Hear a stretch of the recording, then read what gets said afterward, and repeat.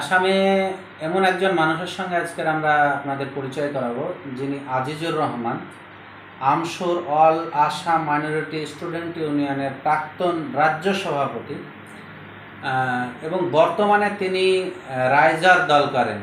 অখিল গগৈ যে বিধায়ক আছেন, সেই অখিল গগৈ বিধায়কের দল রাইজার দল, সেই রাইজার দলের তিনি রাজ্য সম্পাদকের দায়িত্ব পালন করছেন।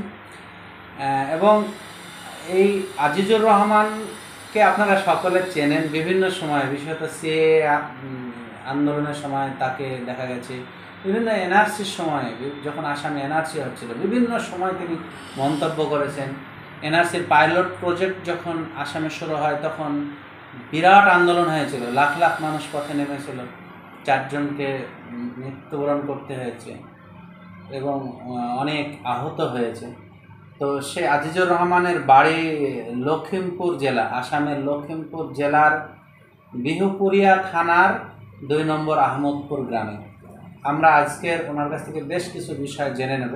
সরাসরি আপনার কাছে জানতে চাইব, আপনারা মানে আসামের মুসলিমরা, আপনারা এনআরসি বিরোধী না এনআরসির পক্ষে? আমরা আসামের যত মুসলিম লোক আছে, আমরা এনআরসির বিরুদ্ধে আমরা কোনোদিনও করি না। আমরা আসামে, বিশেষ করে আসামে এনআরসিটা একটা সাইন্টিফিক ওয়েতে আর খুব সুন্দরভাবে, স্বচ্ছভাবে এনআরসিটা শুদ্ধভাবে হওয়াটা আমরা চাই। আর তার জন্যে যখন মাননীয় সুপ্রিম কোর্টের তত্ত্বাবধানে যখন এনআরসির কাজ চলছিল, আমাদের আসামের সকল মাইনরিটি লোক, সকল মুসলিম লোক এনআরসির পুরো প্রক্রিয়াটাতে সম্পূর্ণ সহযোগ করে গেছেন। আর এখনও আমরা এনআরসি যে প্রক্রিয়া বাকি আছে, এই বাকি থাকা প্রক্রিয়াটাতেও আমরা সহযোগ করার জন্য আমরা প্রস্তুত আছি। আর আমরা সরকারকে আমরা ডিমান্ড করি যে এনআরসি পাবলিশ হইল, কিন্তু এটা এখন পর্যন্ত সরকারের স্বীকৃতি দিতেছে না। আমরা স্বীকৃতিটা চাই। আর বাকি যাদের নাম এখন পর্যন্ত ঢুকে নাই, তাদেরকে ল যেটা বলে যে তাদেরকে এপিল করার সুযোগ দেওয়া লাগে। গতিকে এপিলের ট্রাইব্যুনালগুলি গঠন করিয়া এপিল করার জন্য তাদেরকে সুযোগ দেওয়া লাগে বলে আমরা সবাই আমরা দাবি করতেছি। এখনও আপনার জড়িয়ে আমরা দাবি করতে পারবো। গোটা আসাম বেড়ালাম, বিভিন্ন আসামের মুসলিম নেতাদের কাছে যখন জিজ্ঞাসা করছি এনআরসি নিয়ে, তখন এই বিষয়টিকে তারা গুরুত্ব দিতে চাইছে না। এনআরসি হচ্ছে হোক, এনআরসি নিয়ে তাদের কোনো চাপ নেই। কিন্তু পশ্চিমবঙ্গে যারা আছে, ওখানে এনআরসির ভয় দেখানো হচ্ছে, বিজেপি চলে আসবে, এনআরসি হয়ে যাবে, এইসব ভয় দেখানো হচ্ছে। আপনারা এখানকার মুসলমানরা, বিশেষত বেশ কিছু জামাত ইসলামী হিন্দের আমিরে হালকার সঙ্গেও কথা বলেছি, তারাও তো এনআরসির মানে বিরোধিতা করছে না আসামে, বলছে যে না, এনআরসি স্বচ্ছভাবে হলে হয়ে যায়।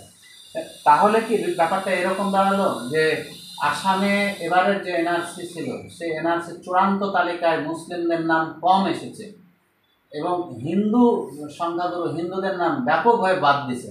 সে কারণে কি আপনারা বলছেন যে এনআরসিটা হয়ে যাক, নাকি আপনারা অন্য কোনো কারণ আছে? না, দেখেন, আমরা আসামে যারা মুসলিম মানুষ আমরা বসবাস করতেছি, স্বাধীনতার বহু পূর্বে থেকে, মোটামুটি স্বাধীনতার 10-12 বা 15 বছর পূর্বে থেকে আমাদেরকে একটা বদনাম দেওয়া হয়েছে যে আমরা বিদেশি লোক। আমরা প্রথম বলছিল যে আমরা অন্য অন্য রাজ্যের লোক, তারপরে বললো যে আমরা পাকিস্তানি লোক, তারপরে বললে যে আমরা বাংলাদেশি লোক। গতিকে এই যে আমাদের উপরে যে মানে বদনাম একটা চক্র বা একটা পক্ষ থেকে দেওয়া হয়, এই বদনাম থেকে আমরা বাঁচার জন্য আমাদের একটাই মানে সুযোগ, সায়েন্টিফিক সুযোগ হচ্ছে এইটাতে, সায়েন্টিফিক ওয়েতে যখন সুপ্রিম কোর্ট, ভারতবর্ষের সুপ্রিম কোর্ট যখন এনআরসি মানে প্রিপারেশনের তত্ত্বাবধান নিতেছে, তখন আমরা খুব খুশি হয়েছিলাম এই জন্যেই যে সুপ্রিম কোর্টের তত্ত্বাবধানে যদি এনআরসিটা হয়, তখন এখানে আর কোনো চক্রেই প্রভাবিত করতে পারবে না। সুপ্রিম কোর্ট, যেহেতু আমরা সবাই বিশ্বাস করি সুপ্রিম কোর্টকে, নিরপেক্ষ ওনারা, গতিকে ওনাদের তত্ত্বাবধানে যখন এনআরসিটা হবে, যে কোনো পক্ষে যখন প্রভাব থাকবে না, তখন আমরা নিরপেক্ষভাবে আমরা যে ভারতীয় নাগরিক হই, আমরা যে আসামের বসবাসকারী হই, ভারতীয় নাগরিক, আমরা এটা প্রমাণ করতে পারবো। আর তখনকার আমাদের মানুষের সিদ্ধান্ত নিল যে আমরা সবাই এনআরসিতে সহযোগ করা উচিত। আর আমরা যে ভারতীয় নাগরিক, এইটা একবার প্রমাণিত হয়ে যায়, একটা পরীক্ষায় আমরা বসা উচিত। আর পরীক্ষায় আমরা যখন পাস হয়ে যাবে, তখন আমাদেরকে আর কোনো লোকে, কোনো পক্ষে আমাদেরকে বলতে পারবে না যে এরা বাংলাদেশি বা এরা পাকিস্তানি বা এরা বিদেশি। কারণ আমরা তো কোনোদিনও বিদেশি না। আজকের তারিখে আসামের মুখ্যমন্ত্রী ডক্টর হিমন্ত বিশ্ব শর্মা যেরকম ভারতীয় নাগরিক, আমি আজিজুর রহমানও সমানই ভারতীয় নাগরিক। কিন্তু কেউ মানে কোনো লোকেই হিমন্ত বিশ্ব শর্মাকে ডাউট করে না, কিন্তু আমাকে ডাউট করে, বহু লোকে ডাউট করে আমি বাংলাদেশি লোক। যখন আমাকে ডাউট করে আমি বাংলাদেশি লোক, তখন আমার মনে কষ্ট হয়। এরকমভাবে আমাদের যত গরিব লোক আছে, যত অশিক্ষিত লোক আছে, যারা দিন মজুরি করে মানে তাদের পেট যে দিন হাজারিকা চলতেছে, তাদেরকে যখন বলা হয় যে ওই বাংলাদেশি, তখন তারা মানসিকভাবে বহুত দুর্বল হয়ে যায়। গতিকে আমরা ভাবি যে এই যে ওই বাংলাদেশি, এই শব্দটা আমাদের আসাম থেকে চলে যাক, তার জন্য আমরা অল্প স্যাক্রিফাইসের জন্য আমরা প্রস্তুত আসছিলাম, আর এখনও আছি যে আমরা কী করা লাগবে। হিয়ারিংয়ের জন্য 300 কিলোমিটার দূরে যাওয়া লাগবে, যাবো আমরা 200 কিলোমিটার দূরে যাওয়া লাগবে, আমরা যাবো। আমরা এই পরীক্ষা দিব, ভালো করে পরীক্ষা দিব, আর এই পরীক্ষাতে আমরা পাস করব। এখন বহুত লোকে মেট্রিক পরীক্ষা বা হায়ার সেকেন্ডারি পরীক্ষা বা বিএ পরীক্ষা বা এমএ পরীক্ষা বহুত কষ্ট বিনিময়ে দেয়। আপনাদের দৃঢ় বিশ্বাস আপনারা কেউ বাংলাদেশি না? আমরা দৃঢ় বিশ্বাসী যে আসামের যারা সংখ্যালঘু মুসলমান লোক আছে তারা বাংলাদেশি, একজন বাংলাদেশি লোকও নাই, সবাই এইখানকার ভারতীয় লোক, ভারতীয় নাগরিক, ভারতীয়। আমরা এই জন্যই আমরা বলতে পারি যে আসাম অ্যাকর্ড হয়েছিল। আসাম অ্যাকর্ডে কী বলা হয়েছিল যে 1971 25 March is the cut off date for the citizenship in the state of Assam. এখন আমরা বলি যে 1971 সালের 25 মার্চ যে তারিখ নির্ধারিত করা হয়েছিল আসাম অ্যাকর্ডে। আসাম অ্যাকর্ড কে করেছিল? আসামের কোনো মাইনরিটি লোক আসাম অ্যাকর্ডে সিগনেচার করে নাই। আসাম অ্যাকর্ড করেছিল সেন্ট্রাল গভর্নমেন্ট, রাজীব গান্ধী তখন প্রধানমন্ত্রী ছিল। আসাম গভর্নমেন্ট তখন হিতেশ সুইকা আসামের চিফ মিনিস্টার ছিল। আর যারা আন্দোলনকারী ছিল, আসাম আন্দোলন 6 বছর যারা আসাম আন্দোলন করছিল, নেলির মেসাকার হয়েছিল, ওই সময় প্রায় 3,000-4,000 লোক মানে নিধন হয়েছিল। সারা আসামে মোটামুটি 4-5 হাজার মুসলিম লোক নিধন হয়েছিল। আর যারা আন্দোলন করেছিল তাদের 855 জন লোক নিধন হয়েছিল। গতিকে এত বড় আন্দোলনের পরে আন্দোলনকারীর সাথে ইন্ডিয়া গভর্নমেন্ট এবং আসাম গভর্নমেন্টের যে ত্রিপাক্ষিক এগ্রিমেন্ট হয়েছিল, ওই এগ্রিমেন্টটাকে বলা হয় আসাম অ্যাকর্ড। ওই জায়গায় কোনো মাইনরিটি লোকের কোনো সেও ছিল না, কোনো মাইনরিটি লোকের কোনো ধরনের মতামত নেওয়া ছিল না। তারা গভর্নমেন্ট এবং আন্দোলনকারী তারা নির্ধারিত করছিল যে 1971 সালের 25 মার্চ তারিখটা হচ্ছে কাট অফ ডেট। আমরা মাইনরিটি লোক এটা মেনে নিছি যে 1971 সালের 25 মার্চ তারিখের পূর্বের যারা লোক, যাদের হাতে বৈধ নথিপত্র আছে, তারাই ভারতীয় নাগরিক। আর আসাম অ্যাকর্ডে তাই বলে। গতিকে আমরা আসাম অ্যাকর্ড, যদিও আমাদের মাইনরিটি লোকেরা কোনোদিনও ওই আসাম অ্যাকর্ড করার জন্য কোনো আগ্রহ নিছিল না, তবুও আমরা কিন্তু আসাম অ্যাকর্ড মেনে নিছি। আর আসাম অ্যাকর্ড 71 সালের পূর্বের যারা লোক আছে আসামে, আমরা সবাই এটা চাই যে আমাদের উপরে যে বদনাম, আমাদের উপরে যে একটা প্রেশার ক্রিয়েট করা হয় যে আমরা বাংলাদেশি বা আমরা বিদেশি, এইটা দূর হওয়ার জন্য আমরা এনআরসির পক্ষে আছি। এনআরসি এই যে পরীক্ষা, এই পরীক্ষাতে আমরা অবতীর্ণ হয়েছি। আর বাকি যাদের নাম এখন পর্যন্ত আসে না, তারাও হবার জন্য প্রস্তুত আছে। আর আমরা ভাবি যে যদি অ্যাজ পার ল, অ্যাজ পার অ্যাক্ট আর সুপ্রিম কোর্টের যেগুলি নির্দেশনা ছিল, এই নির্দেশনাগুলি যদি আখরে পালন করে যদি এনআরসিটা শুদ্ধভাবে হয়ে যায়, তবে আমাদের আসামে একটা সমস্যার চূড়ান্ত সমাধান হবে। আর আসামের মাইনরিটি লোকেরা, বিশেষভাবে মুসলিম লোকেরা বিশেষভাবে এখানে উপকৃত হবে। তাদের উপরে যে বদনাম ছিল, এই বদনামটা দূর হয়ে যাবে। 71কে ভিত্তিবর্ষ ধরে যে এনআরসিটা হয়েছে, ধরুন 51কে ভিত্তিবর্ষ করা হবে, সেক্ষেত্রে মুসলিমরা কি, যেভাবে আপনি কনফিডেন্সের সঙ্গে বলছেন, 51 হলে কি সে কনফিডেন্স হবে? হ্যাঁ, আমরা এই সম্পর্কে গভর্নমেন্টের সাথে আমাদের টেবিল লাইন নিয়ে আলোচনা হয়েছে। আমরা বলছিলাম যে 51 হলেও আমাদের কোনো আপত্তি নাই, এবং যদি 1826 সনও করে, ইয়ান্ডবু সন্ধি বলে একটা সন্ধি আছে আসামে, ওই যদি 1826 সনও করে আমাদের কোনো আপত্তি নাই। এই জন্যই, কারণ আমরা কোনোদিনও বিদেশি লোক না। একেবারে আমি এই বিষয়টা আপনাদেরকে একটু বুঝিয়ে দেওয়ার চেষ্টা করব। আমাদের আজিজুর রহমান আমশো মানে আসামের খুব জনপ্রিয় নেতা, এক বাক্যে সকলে চেনে, সরকারি লোক থেকে বিরোধী দল, গোটা দেশে তার তিনি পরিচিত মুখ। তো সে আজিজুর রহমানের মাতৃভাষা হচ্ছে অসমীয়া, তিনি অসমীয়াতেই অফিসিয়াল কাজকর্ম করেন। যদিও বাড়ির ভাষাটা ময়মনসিংহ জেলার ভাষার টান আছে, তো অনেকের হয়তো বুঝতে অসুবিধা হচ্ছে। আপনাদেরকে জানিয়ে দিই, উনি যেটা বলতে চাইছেন যে আসামে যে এনআরসি হয়েছে, সে এনআরসির বিরোধী নন মুসলিমরা। কেননা তাদের বিরুদ্ধে যে অপবাদ দেওয়া হয়েছিল, বিদেশি অপবাদ, বাংলাদেশি অপবাদ, সে অপবাদটা তারা ঘোচাতে চাইছে। তার জন্য এনআরসি হবে তো হয়ে যায়, পরীক্ষা নেবে তো পরীক্ষা নিই, ডকুমেন্টস চাইবে তো ডকুমেন্ট দিই। 1971 সাল পর্যন্ত যে এনআরসিটা হয়েছে, 1971 সালের আগের ডকুমেন্টস তাদের গিয়েছেন। ওনারা চ্যালেঞ্জ করছেন যে এখন যদি 1951 সালের চাই, তাও ডকুমেন্ট দিতে তৈরি এখানকার মুসলমানরা। এমনকি উনি বলছেন 1856-57 যদি ডকুমেন্ট, 1826-এর যদি ডকুমেন্ট চাই, তাও দিতে রাজি। অর্থাৎ উনি বলিষ্ঠভাবে বলছেন যে আসামের মুসলমানরা বিদেশি নয়, আসামের মুসলমানরা এখানকার ভারতীয়, সে ব্রিটিশ আমল থেকে, সে অতীতকাল থেকে।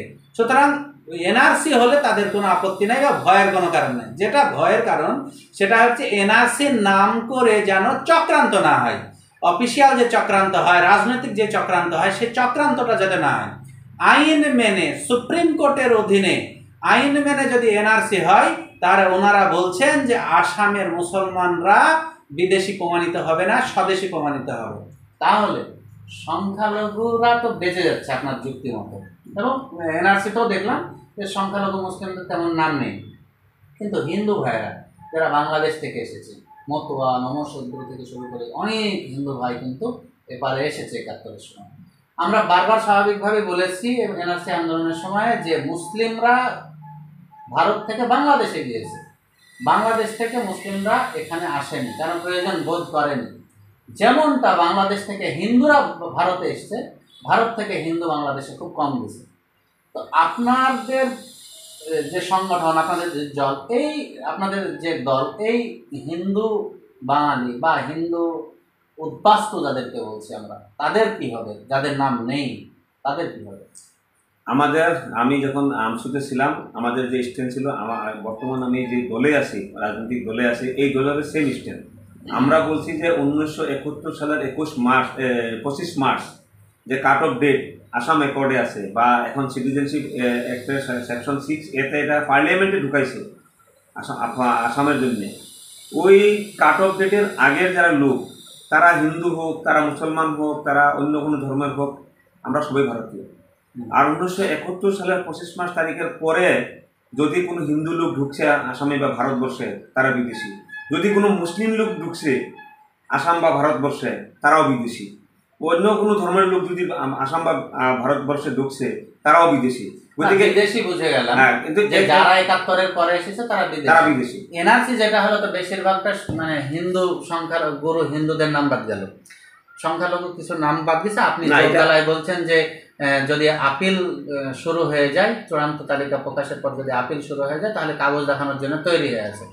এই যে বিপুল লক্ষ লক্ষ মানুষ, ধরুন এদের নাম এলোই না কোনোদিন, তাহলে এরা কোথায় যাবে?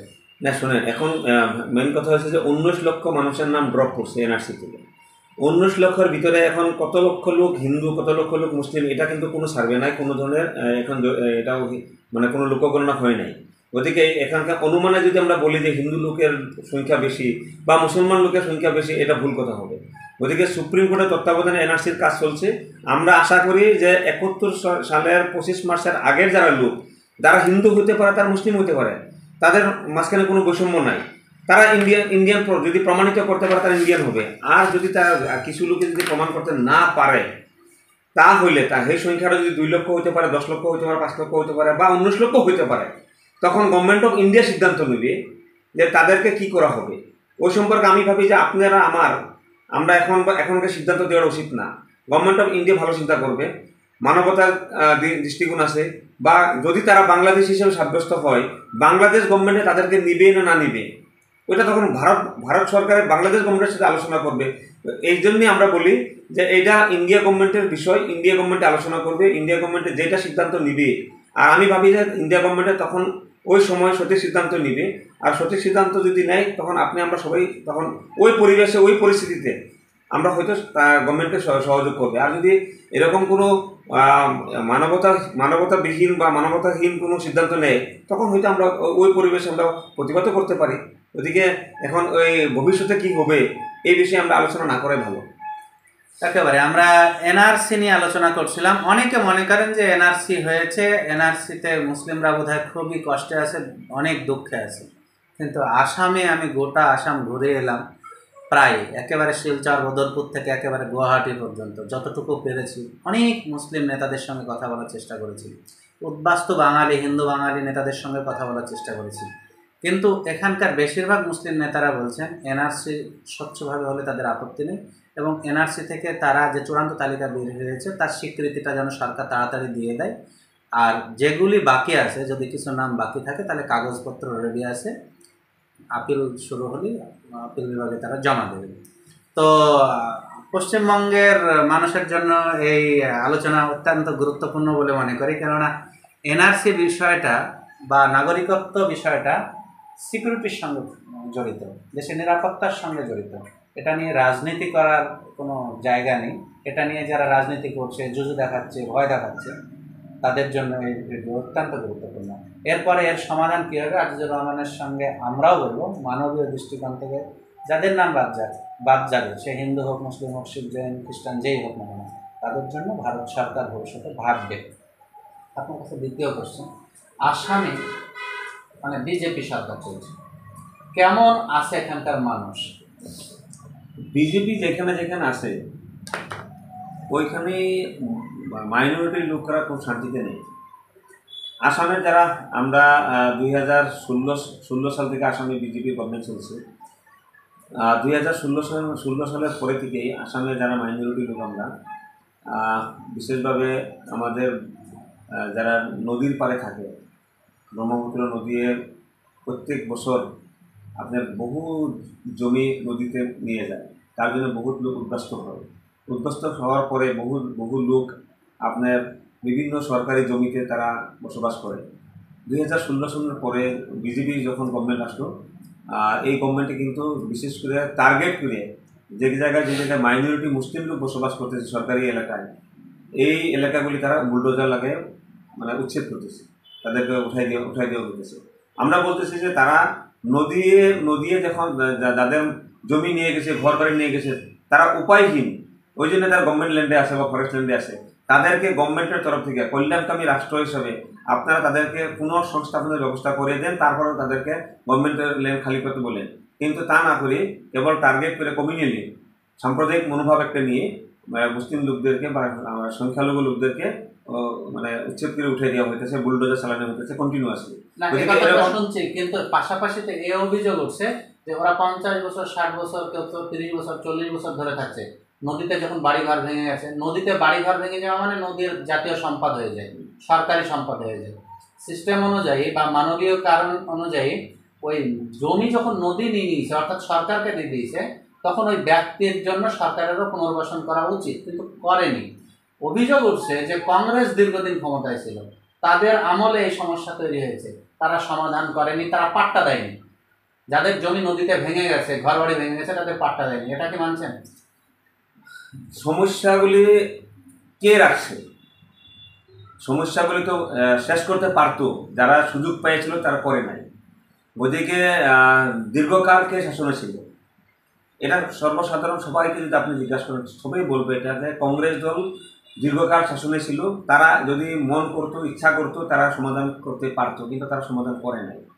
ওদিকে তারা সমাধান এই জন্যই করে নাই, যদি যতদিন মাইনরিটি লোক বিপদে থাকতে অতদিন তাদেরকে ভোট দিয়ে যাবে, এটা হচ্ছে তাদের ফর্মুলা। ওই জন্য তারা কোনোদিনও জমির পাট্টা দেয় নাই। এই এনআরসি তারা বানাইতে পারতো, তারা বানায় নাই। বিদেশি যে অপবাদ দেওয়া হয় এই সমস্যাটাও সমাধান করতে পারতো, তারা এটা করে নাই।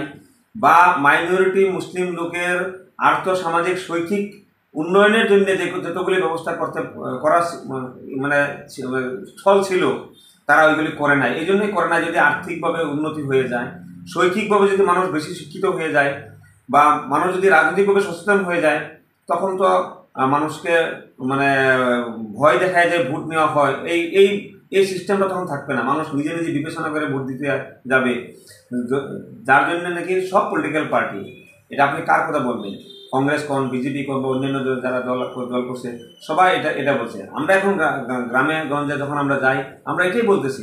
আমরা এখন আজকের তারিখে কংগ্রেসের সঙ্গে আমাদের অ্যালায়েন্স হয়েছে একটা মাত্র ইস্যুতে। ওই ইস্যুটা হয়েছে যে বিজেপিকে হাঁটানোর জন্য। বিজেপি খুব সাম্প্রদায়িক মনোভাব নিয়ে সারা গোটা ভারতবর্ষ সংবিধান নষ্ট করে দিতেছে, তারা গণতান্ত্রিক ব্যবস্থাটাকে তারা সে নিঃশেষ করে দিতেছে। তার জন্যেই আমরা কংগ্রেসের সাথে অ্যালায়েন্স করছি, যে বিজেপিকে মানে সরানোর জন্য আমরা একটা পয়েন্ট আমরা অ্যালায়েন্স হয়েছি। কিন্তু কংগ্রেসের যেগুলি খারাপ কাজ আছে, বা তাদের যেগুলি মানে বিগতকালের যেগুলি ইতিহাস, ওই ইতিহাসগুলি আমরা ভুলতেও পারি না। আর আমরা এখনো বলি, আমরা অ্যালায়েন্সের মিটিংও বলি যে আগামীকাল যদি আমাদের গভর্নমেন্টও আসে, অ্যালায়েন্সের গভর্নমেন্টও আসে, আমরা সবাই মিলে কিন্তু এইগুলি কাজ করতে হবে।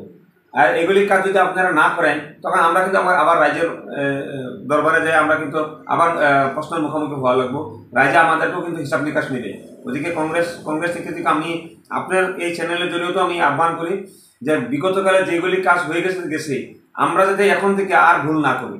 আমরা যদি এখন থেকে মাইনরিটি হোক মেজরিটি হোক, হিন্দু হোক মুসলমান হোক, সবার জন্য যাতে ভারতীয় সংবিধানে যেগুলি কাজ করতে দিছে আমরা যাতে সমানভাবে সবার জন্য কাজ করে যাই, সবার শৈক্ষিক উত্তরণের জন্য, সবার আর্থিক উত্তরণের জন্য, সবার সামাজিক উত্তরণের জন্য আমরা যাতে সমানভাবে আমরা দৃষ্টি দিয়ে সমানভাবে আমরা কাজ করে যাই, এই জন্য আমরা আহ্বান জানাই। একেবারে। আমার পরবর্তী কোশ্চেন হচ্ছে যে রায়জার দল গঠন করেছেন আপনারা, এবং আসামে যে বিজেপি সরকার আছে, কেন্দ্রে যে বিজেপি সরকার আছে, কেন্দ্রীয় স্তরে ইন্ডিয়া জোট হয়েছে। ইন্ডিয়া জোটে আপনারা এই আসামে বিজেপি সরকার, যে লোকসভা নির্বাচন আসছে, সে বিজেপি সরকারের, ওরা তো চাইবে যে ফের বিজেপি ক্ষমতা থাকুক, ফের সাংসদ গঠিত হোক, ফের প্রধানমন্ত্রী নরেন্দ্র মোদী থাকুক, বিজেপি সরকার গঠনে তারা চেষ্টা করবে। আসামের মানুষ হিসাবে আপনারা কি উদ্যোগ নিচ্ছেন, বা বিজেপির বিরুদ্ধে কোনো অল্টারনেটিভ শক্তি গড়ে তুলছেন কিনা? দেখেন, সারা ইন্ডিয়ার প্রেক্ষাপটে যখন ইন্ডিয়া অ্যালায়েন্স হয়েছে বা ইন্ডিয়া বলে, ওটা হওয়ার প্রায় 3-4 মাস আগেই বা তার বহুত আগে থেকেই আমরা আসামে যারা পলিটিক্যাল পার্টি আছে এনটি বিজেপি, আমরা কিন্তু আলাপ আলোচনার মাধ্যমে আমরা একত্রিত হয়েছি। আমাদের এখানে আমরা নাম দিয়েছিলাম যে বিরোধী ঐক্য মঞ্চ। আমরা বিরোধী ঐক্য মঞ্চে আমরা 12টা দল আছি। আমরা বলছি যে বিজেপি একটা সম্পূর্ণ সাম্প্রদায়িক দল, বিজেপি সম্পূর্ণ ফেসিবাদী দল, আর বিজেপি দলের শাসন আসার পরে ভারতবর্ষের সংবিধান বিপদে পড়েছে। ভারতবর্ষের যে গণতন্ত্র, সারা বিশ্বই যে গণতন্ত্রকে শ্রদ্ধা করে, ওই গণতন্ত্রের আজকাল থেকে বিপদে পড়ছে। এখন যদি আপনি দিল্লিতে দেখেন, অমিত শাহ এবং নরেন্দ্র মোদী যা বলে তাই আইন হয়ে যায়। এটা তো গণতন্ত্রের নিয়ম হতে পারে না। আসামে যদি আপনি দেখেন, ডক্টর হিমন্ত বিশ্ব শর্মা যা বলবে ওইটাই আইন হয়ে যায়, ওইটাই করতে হবে। আর যদি ওইটা না করে তাহলে বুলডোজার চলবে। এরকম যে মানে তারা যে নীতি আনছে, এই নীতির বিরুদ্ধে আমরা আসামে 12টা দল একত্রিত হয়েছি। আসামে আমরা রাইজের দল, অসম জাতীয় পরিষদ, CPM, CPI, CPIML, Congress I, Assam Trinamool Congress, এরকম আমরা 12টা দল একত্রিত হয়েছি। কংগ্রেস আই মানে আসাম প্রদেশ কংগ্রেস কমিটি, যেটাকে এটা তো কংগ্রেস আই বলে। গতিকে আমরা এরকমভাবে আমরা 12টা দল একত্রিত হয়েছি, আর বিরোধী ঐক্য মঞ্চ আমরা নাম দিয়েছি। আর আমরা বিরোধী ঐক্য মঞ্চে একত্রিতভাবে আমরা যে ডেলিমিটেশনের প্রসেস চললো আসামে কদিন আগে, আমরা একসঙ্গে আমরা বিরোধিতা করেছি। মানে সুপ্রিম কোর্টে আমরা মামলা দর্জ করছি। আমরা এই বিরোধী ঐক্য মঞ্চের নামে, আমরা বিরোধী ঐক্য মঞ্চের 12 দলের লোকই আমরা সিগনেচার করেছি। গতিকে আমরা এখন বিজেপির বিরুদ্ধে সারা আসামে জনমত গড়ার জন্য আমরা চেষ্টা অব্যাহত রাখছি। বদরুদ্দিন আজমলের এআইডিএফকে নিচ্ছেন আমরা, বদরুদ্দিন আজমল নেতৃত্বাধীন যে এআইডিএফ দল আছে, আমরা ওই এআইডিএফ দলকেও আমরা পাবলিককে বলতেছি যে এআইইউডিএফ দলকেও আমরা বর্জন করা উচিত। কারণ যেরকমভাবে বিজেপি একটা উগ্র হিন্দুত্ববাদী দল, এআইইউডিএফ একটা উগ্র মুসলমানবাদী দল। গতিকে যদি আমরা একটা সাম্প্রদায়িক দলকে যদি প্রতিহত করতে চাই, তবে আরেকটা সাম্প্রদায়িক দলকে আমরা যদি সঙ্গে নিতে হবে না, তখন আমাদের স্থিতি যখন মানুষের ক্লিয়ার বুঝবে না। গতিকে আমরা 2টা সাম্প্রদায়িক পক্ষ বিরুদ্ধাচরণ আছে। আমরা যারা ধর্ম নিরপেক্ষতাকে বিশ্বাস করি, তারা কোনোদিনও উগ্র মুসলমানবাদীকে আমরা সাপোর্ট করতে পারি না, আর উগ্র হিন্দুত্ববাদকে আমরা সাপোর্ট করতে পারি না। ধর্মটা আমার নিজস্ব বিশ্বাস। ধর্মর নাম দিয়ে যারা রাজনীতি করে তাদের পক্ষ আমরা যাওয়া উচিত না। কারণ ভারতবর্ষে ধর্ম নিরপেক্ষতা এটা আমাদের পরম্পরা, এটা আমাদের ঐতিহ্য। গতিকে আসামের মাটিতে 3টি দল এই মুহূর্তে খুব জনপ্রিয়। একটা হচ্ছে বিজেপি, কংগ্রেস এবং ইউডিএফ। এরা কিন্তু এমএলএ আছে, সাংসদ আছে। ইউডিএফকে বাদ দিয়ে আসামে বিরোধী জোট, যেটা আপনি কংগ্রেসকে নিয়ে, সিপিএম, সিপিআইএম তাদেরকে নিয়ে করবো বলছেন, বা রায়জার দলকে নিয়ে করবো বলছেন, সেটা কি বাধাগ্রস্ত হবে না? আপনারা দেখেন, আগামী ইলেকশনে দেখবেন আপনারা যে এআইইউডিএফ দল বা বিজেপি দলের অবস্থা কী হবে। পাবলিকে, সারা আসামের জনতায় আসামে অন্তত এই পরিবেশটা চায় যে আমরা ধর্ম নিরপেক্ষ হয়ে থাকি। এখন যখন হিমন্ত বিশ্ব শর্মা বলে যে আমরা হিন্দুর পক্ষে আছি, সমান্তরালভাবে যখন বদরুদ্দিন সাহেব বলে যে আমরা মুসলমানের পক্ষ আছি, তখন মেরু বিভাজন ঘটে, পোলারাইজেশন আসে। এই পোলারাইজেশনের বিপক্ষে আসামের বেশি সংখ্যক জনসাধারণ এখন বাড়িয়ে আসছে। আর এটা রেজাল্ট আপনার প্রতিফলন হবে লোকসভা ইলেকশনে। আপনি বলছেন যে বিজেপি বা ইউডিএফ আসন পাবে না? আসন খুব কম, সংখ্যা কমবে তাদের। বিজেপির সংখ্যা বহুত কমবে। আর আমরা চেষ্টা করতেছি যে 14টা আসনে 14টাতে আমরা ধর্ম নিরপেক্ষতা এই স্লোগান দিয়ে আমরা ঢুকতেছি পাবলিকের মাঝখানে। আর আমরা আশা করি যে বেশি থেকে বেশি আমরা জয়যুক্ত হব। আর মানুষের মনে এখন ঢুকছে যা আমরা যদি হিন্দু হয়ে থাকি, আমরা যদি মুসলমান হয়ে থাকি, তবে আমাদের আসামের কোনো ডেভেলপমেন্ট হবে না। কেবল রাজনীতিবিদ যারা আছে তাদের ডেভেলপমেন্ট হবে। আসামের সামগ্রিক যদি আমরা ডেভেলপমেন্ট চাই, তবে আমরা উগ্র হিন্দুত্ববাদ এবং উগ্র মুসলমানবাদ আমরা ত্যাগ করতে হবে, আমরা এটা ছেড়ে দিতে হবে। আমরা যাওয়া লাগবে ডেভেলপমেন্টের ইস্যুতে। আর ডেভেলপমেন্টের ইস্যু তখনই হবে যখন আপনার মনে বা অন্য লোকের মনে ধর্মীয় গুরামি বা ধর্মীয় যে উন্মাদনা, এটা যখন আপনার মনে থেকে দূর হয়ে যাবে, তখন আসামে ডেভেলপমেন্টের যেটা গতি, ওই গতিটা ত্বরান্বিত হবে। আর এই কথা এখন আমার কথা না, এই কথা সর্বসাধারণ লোকের কথা। এখন আপনি যদি মুসলমান সমাজে যান, তারাও এই কথা বলবে। আর যদি আপনার হিন্দু সমাজেও যান, তারাও এই কথা বলবে। বেশি সংখ্যক লোকে এই কথা বলতেছে। আর এটাও শুদ্ধ কথা যে আমরা একদিনেই মানুষের মনে থেকে বিজেপি দূর করতে পারবো না, একদিনে আমরা মানুষের মন থেকে ইউডিএফ দূর করতে পারবো না। আমরা চেষ্টা অব্যাহত রাখছি। 2024 সনে আমরা সেমিফাইনাল খেলবো। আর 2026 সালে আমাদের আসামে যে বিধানসভা নির্বাচন আসবে, ওই বিধানসভা নির্বাচনটা আমাদের জন্য ফাইনাল এক্সামিনেশন হবে। আর ফাইনাল এক্সামিনেশন আমরা জয়যুক্ত হব। কেন্দ্রীয় স্তরে ইন্ডিয়া জোট তৈরি হয়েছে রাহুল গান্ধী সহ বিভিন্ন বিরোধী দলকে নিয়ে। তা আপনারা যে এখানে আলাদা একটা জোট করছেন, ইন্ডিয়া জোটের পার্ট হিসাবে করছেন? এখন আমরা তো আগে করছি বিরোধী ঐক্য মঞ্চ। আর বিরোধী কংগ্রেস তাহলে কিভাবে এলো? কংগ্রেস তো কেন্দ্রীয় লেভেলে ইন্ডিয়া জোট করেছে না, তাহলে আমরা আগে এই জায়গায় বিরোধী ঐক্য মঞ্চ করছি যে বিজেপিকে প্রতিহত করার জন্য আমরা ধর্মনিরপেক্ষ চিন্তাধারার যেগুলি দল আছে আমরা সব একত্রিত হওয়ার উচিত। আমরা ওই জন্য একত্রিত হয়ে গেছি। তারপরে সারা ভারতবর্ষের প্রেক্ষাপটে ইন্ডিয়া গঠন হয়েছে। এখন আমাদের যে 12টা দল আছে, আমরা রাইজের দল বা আসাম জাতীয় পরিষদ, আমরা এরকম 3-4টা দল বাদ দিয়ে বাকি সারা দল ইন্ডিয়ার ভিতরেই এখনো আছে। ওদিকে আমাদের সঙ্গেও আলোচনা হইতেছে যে আমরাও ইন্ডিয়ার ভিতরে ঢোকা প্রয়োজন। ওদিকে এই সম্পর্কে যে আলোচনা এখন মতো চূড়ান্ত হয় নাই, চূড়ান্ত হয়ে যাবে। কিন্তু এটা বলি আপনাদেরকে, ইন্ডিয়া যে উদ্দেশ্যে গঠন হয়েছে, তদ্রূপ আমাদের আসামেও বিরোধী ঐক্যমঞ্চ সেম উদ্দেশ্যে হয়েছে। গতিকে যেহেতু আমাদের উদ্দেশ্যের কোনো মত পার্থক্য নাই, গতিকে আমি ভাবি যে ইন্ডিয়া ইজ বিরোধী ঐক্যমঞ্চ আর বিরোধী ঐক্যমঞ্চ ইজ ইন্ডিয়া। কেবল এখন বাকি আছে আমাদের আনুষ্ঠানিকতাটা হয়ে গেলে আমরাও ইন্ডিয়ার পার্ট হয়ে যাবে বা তারাও আমাদের বিরোধী ঐক্যমঞ্চের পার্ট হয়ে যাবে। আজিজুর রহমান, সাধারণ লাগলো আপনার আলোচনা। আর আপনার মোবাইলে ফোন করলেন একটা অসমীয়া গান ভেসে ওঠে, সম্প্রীতির গান। তো আপনি গান পছন্দ করেন মনে হচ্ছে, একটা গান শোনেন না। এটা আমি গান না, এটা আমি আপনাদেরকে ক্লিয়ার করে দিই। এটা হচ্ছে আমার আসামের জাতীয় সঙ্গীত। যেরকম আমাদের জনগণ মন অধিনায়ক জয় হে, আমার ভারতীয় জাতীয় সঙ্গীত। যেরকম আমাদের আসাম স্টেটের একটা জাতীয় সঙ্গীত আছে, ওটা হচ্ছে ও মোর আপনার দে, ও মোর চিকনির দে। গতিকে আমি নিজেকে একদম অসমীয়া হিসাবে গৌরব বোধ করি। আর ওই জন্যেই আমার কলার টিউন আমি রাখছি যে আসামের জাতীয় সঙ্গীত। কেউ যদি আমাকে কল করে তাহলে আমার আসামের জাতীয় সঙ্গীতটা শুনবে। আর আমার তখন গৌরব ফিল হয়, আমার খুব ভালো লাগে এই জন্যই যে আমি অন্তত আমাকে যে ফোন করে তাকে আমি আমার আসামের জাতীয় সঙ্গীতটা শুনতে পারছি। বাকি ওইরকম অন্য কোনো কথা না। আপনি সঙ্গীত চর্চা করেন? সঙ্গীত চর্চা করি। এতক্ষণ আমরা আলোচনা করছিলাম আজিজুর রহমান, আমসোর প্রাক্তন সভাপতি এবং আসামের খুব জনপ্রিয় বিভিন্ন আন্দোলনের সঙ্গে তিনি ছিলেন। বিভিন্ন গণ আন্দোলন, আসামে যে গণ আন্দোলন হয়েছে একাধিকবার, লাখ লাখ লোক, এবং এই আমসোর জন্য প্রাণও দিয়েছে মানুষ। তো সে আমসোর প্রাক্তন সভাপতি এখন রাইজার দল করছেন, রাজ্য সভাপতি। 12টা দলকে এক করে বিজেপির বিরুদ্ধে এবং ইউডিএফের বিরুদ্ধে একটা তীব্র লড়াই শুরু করতে যাচ্ছেন। এবং ওনারা বলছেন যে 2026-এ এই রাজ্য থেকে বিজেপি ক্ষমতাচ্যুত হবে। তো আসামের এই আলোচনা এনআরসি এবং আরেকটা বিষয়ে আলোচনা হয়নি, সেটা হচ্ছে সিএ। আপনারা সিএ এর বিরোধী? আমরা 100% সিএ বিরোধী। কেন? আমি অল্প আগেও বলছি যে আমরা আসামের যারা লোক আছে, হিন্দু হোক মুসলমান হোক বা অন্য কোনো ধর্মের লোক যদি আমরা আছি, সবাই চাই যে 1971 সালের 25 মার্চ যে কাট অফ ডেট আছে, নাগরিকত্ব আইনের সেকশন 6 ক ধারায় যেটা আছে বা আসাম অ্যাকর্ডে যেটা নির্ধারিত করা হয়েছিল যে 1971 সালের 25 মার্চ তারিখে কাট অফ ডেট হোক, আমরা ওইটা মেনে নিছি। এরপর যদি কোনো হিন্দু লোককে, কোনো মুসলিম লোককে, কোনো জৈন খ্রিস্টান লোককে যদি নাগরিকত্ব দিতে চায়, আমরা এটা মেনে নিই না। কারণ আমাদের আসামে ইতিমধ্যেই জনবিস্ফোরণ হয়ে গেছে। আরও যদি জনবিস্ফোরণ হয় তখন আমরা আসামে যারা লোক আছে আমরা থাকবো কোথায়?